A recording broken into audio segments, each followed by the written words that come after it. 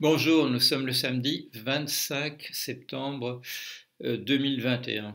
Il y a 3 jours, le 22, je vous ai fait une vidéo sur l'affaire Petitot. Et j'avais la mort de Gabi Petitot, une youtubeuse aux États-Unis. J'ai expliqué dans ma vidéo pourquoi, euh, contrairement à mes habitudes, en 14 ans de faire des vidéos, c'est la première fois que je parle, je dirais, au moment même d'un fait divers. J'ai dit il y a plusieurs choses. D'abord, que ce sont des jeunes gens de maintenant qui sont impliqués, youtubeurs, donc ça me concerne puisque je le suis personnellement. Et puis, en tant que psychanalyste, euh, par le fait que dans les jours qui ont précédé, sans doute quelque chose de l'ordre de exactement 2 semaines, 14 jours avant sa mort, la mort de Gabi Petito, nous avons plus d'1 heure d'enregistrement de la police à Moab, dans le Utah. Ils avaient été arrêtés dans leur van, dans leur mini camping-car. On leur a demandé de se mettre au bord de la route et pendant plus d'1 heure, il y a une discussion entre la police et eux, séparément. Enfin, ils sont à 10 mètres l'un de l'autre, mais on les interroge séparément sur ce qui s'est passé parce que des gens ont signalé qu'il y avait dans une voiture en déplacement, il y avait une bagarre. Et des gens les avaient vus aussi se disputer avant qu'ils n'entrent dans le véhicule. Et donc une très très longue explication. Euh, Si vous voulez voir un cas où la police se conduit de manière exemplaire, bon, il ne s'agit pas de chez nous, il s'agit des États-Unis, regardez ça. Je trouve dommage qu'on cherche maintenant des crosses à cette police parce que on dit qu'ils auraient dû arrêter l'un des deux, bon, pour violence conjugale. D'abord, s'ils avaient dû arrêter une des deux personnes, ça aurait été Gabi Petito et pas le garçon qu'on accuse maintenant, Brian Laundrie, qu'on accuse maintenant, enfin qui est soupçonné de son meurtre. C'est elle qu'on aurait mis en prison. Et la police s'est conduite, à mon avis, de manière exemplaire en demandant des explications. Et des explications qui ont été données ont été absolument claires. Euh, Elle a reconnu que c'était elle l'agresseur ou l'agresseuse. Je ne vais pas dire l'agresseur, l'agresseuse.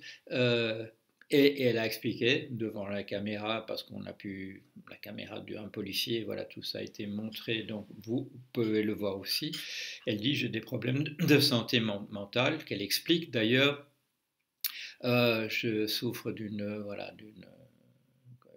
de compulsions obsessionnelles et je l'ai attaqué sur le fait qu'il était entré dans la voiture avec des pieds propres, des pieds sales.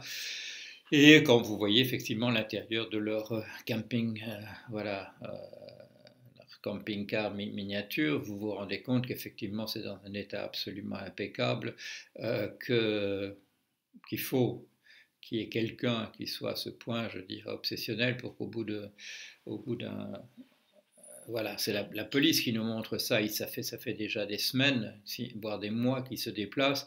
Et il y a cet endroit absolument impeccable. Donc, elle doit consacrer un soin qu'on considère maintenant excessif, puisqu'elle le dit, à ce que ça soit, voilà, à ce que ça reste en bon état et comme on le voit.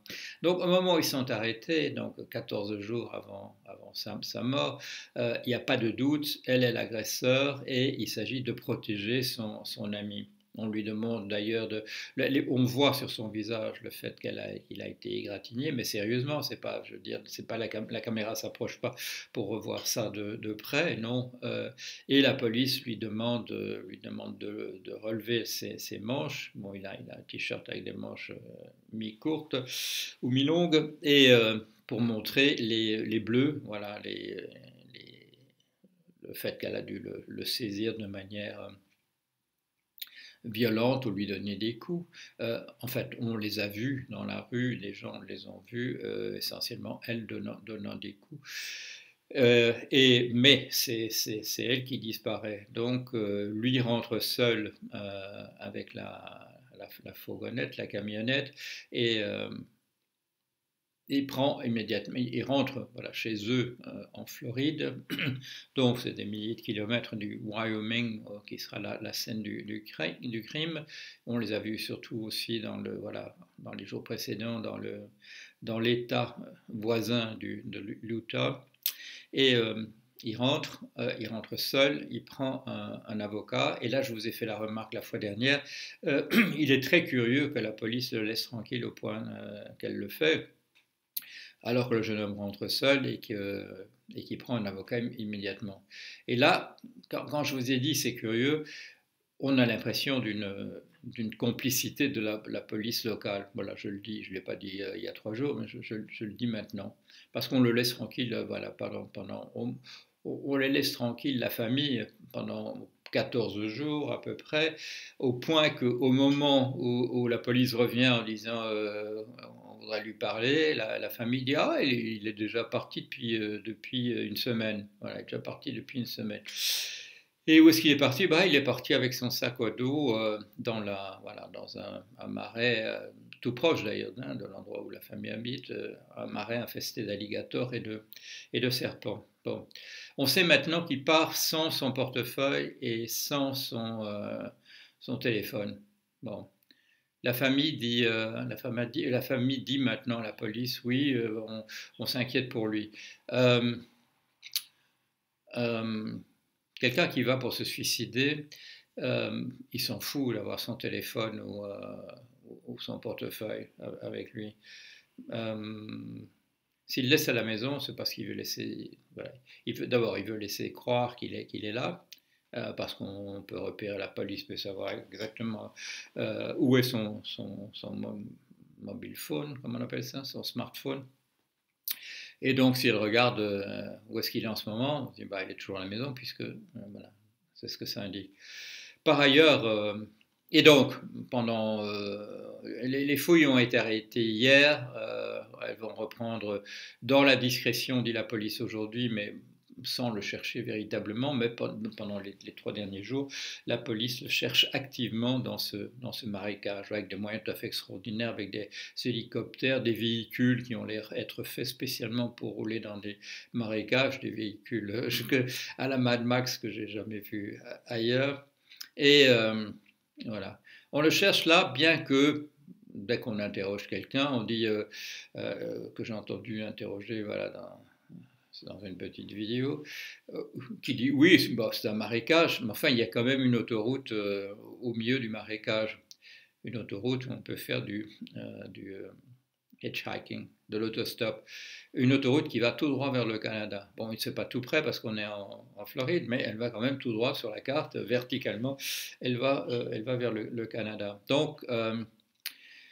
Donc, si le jour où il disparaît selon ses parents, c'est-à-dire une semaine avant que la police s'y intéresse, si ce jour-là, sans son portefeuille et sans son téléphone, il traverse voilà, prudemment une partie du marécage jusqu'au moment où il se trouve à hauteur de l'autoroute. Et s'il fait fait de l'autostop à ce moment-là, bon, il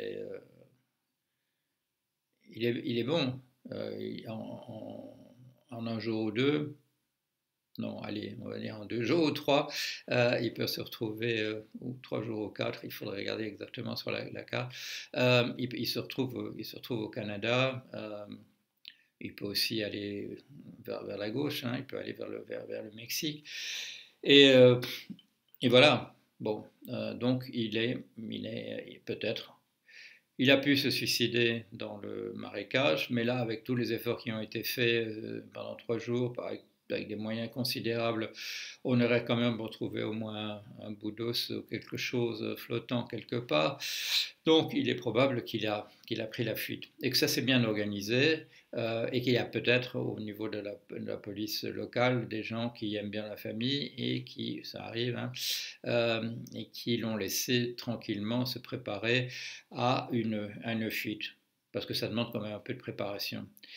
Surtout qu'on a découvert qu'il n'a pas été très prudent entre le moment de la mort de la jeune fille, dont on ne sait pas s'il est l'assassin, mais enfin bon, c'est ce que tout le monde suppose quand même, que ce soit dans une altercation où elle l'attaque avec un couteau de cuisine et que lui se défend, comme l'a très bien fait d'ailleurs remarquer un commentateur sur mon blog, ou que ce qu'il est prémédité, ou bien que ce soit une bagarre et que, voilà, dans la bagarre, cette fois-ci, ça tourne vraiment très très mal. Euh, dans les jours qui ont suivi, on a pu voir qu'il a utilisé la carte de Gabi, la carte de crédit de Gabi, pour faire différentes dépenses, pour un montant de plus de 1000 dollars.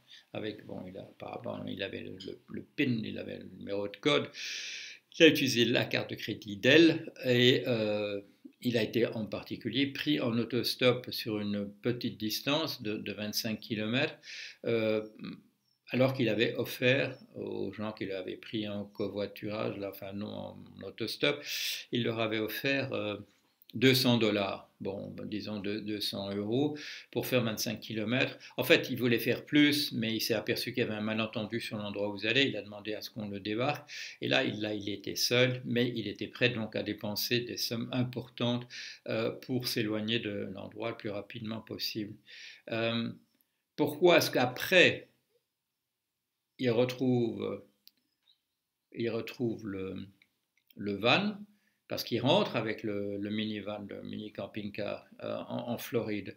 Donc il y a une période où il est en cavale, apparemment dans les jours qui suivent immédiatement le 28, qui est sans doute, ou le 27, enfin on ne sait pas si elle est morte le 27 ou le 28, il est en cavale, et puis il récupère le véhicule et il rentre avec le véhicule.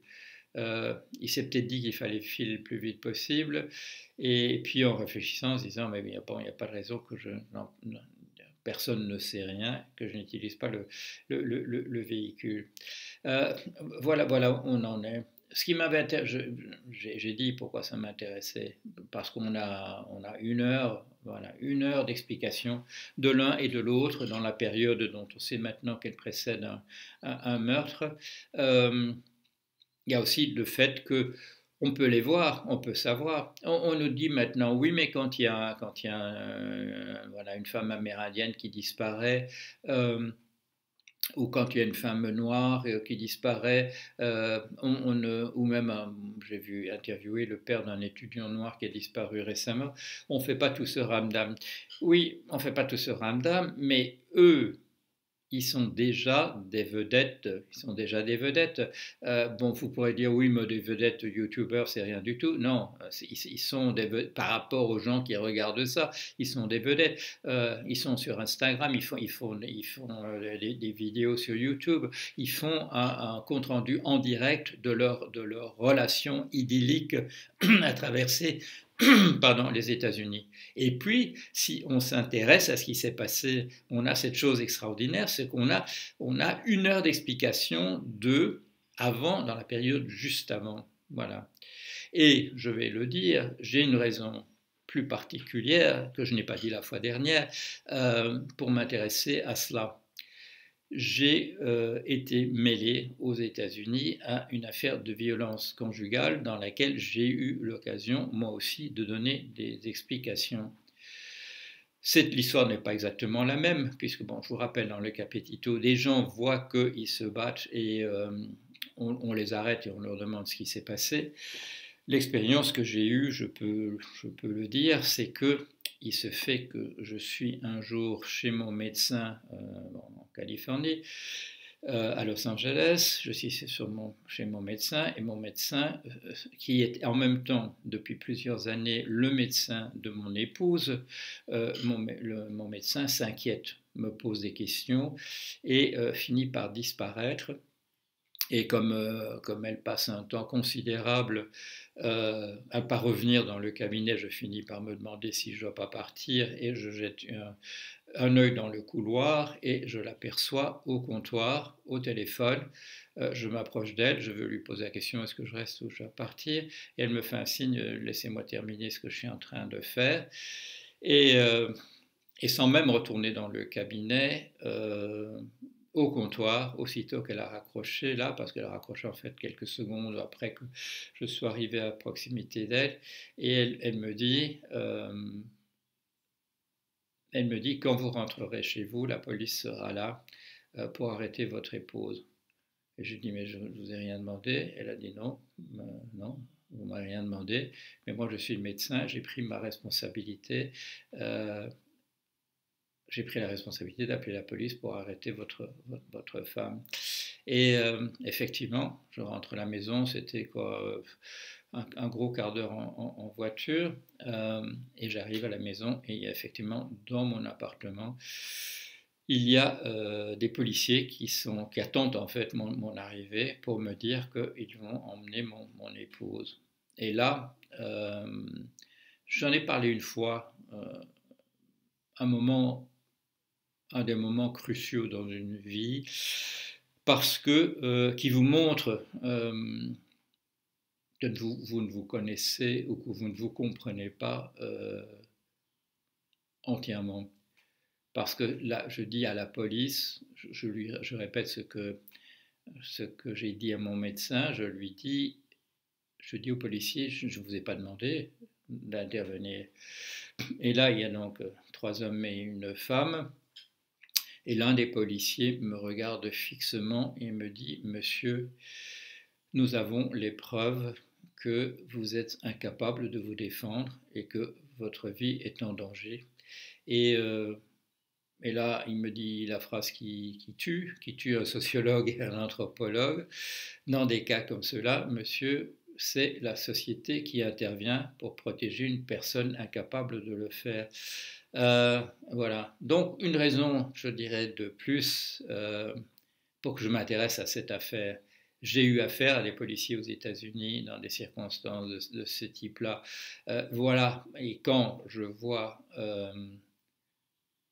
des policiers qui arrêtent 2 personnes et qu'une des personnes reconnaît indépendamment de l'autre, parce qu'à ce moment-là, je vous dis, ils sont à une dizaine de mètres l'un de l'autre et ils ne peuvent sans doute pas entendre ce que l'un dit à la police et voilà, au moment où il parle.